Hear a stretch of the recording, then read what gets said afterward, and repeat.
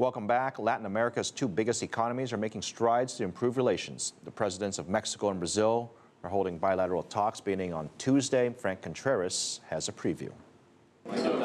During the Summit of the Americas in Panama, held back in April, Brazilian President Dilma Rousseff and Mexican President Enrique Peña Nieto promised to work to improve bilateral cooperation and strengthen a somewhat fragile relationship.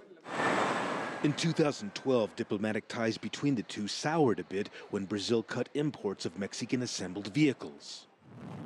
Last year, trade between the two giants stood at a little more than $9 billion, a relatively modest amount given these are Latin America's two largest economies. Suffice it to say that the relationship between Brazil and Mexico has never been real close, but instead tilts toward a rivalry. This state visit comes just as each of these presidents confronts a domestic political crisis driven by allegations of corruption. Some political analysts see that as an opportunity for diplomats to improve the bilateral relationship.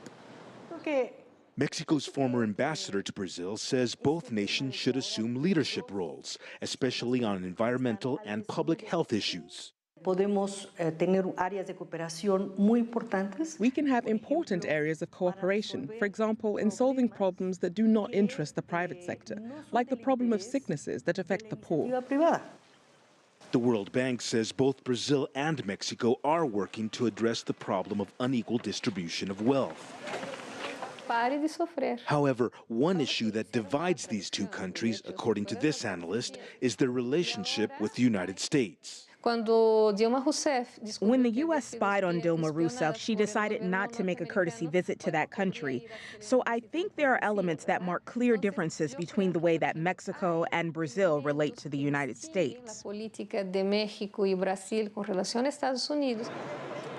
Both governments say they'll work towards greater bilateral cooperation, especially on trade issues, when the two leaders meet here this week.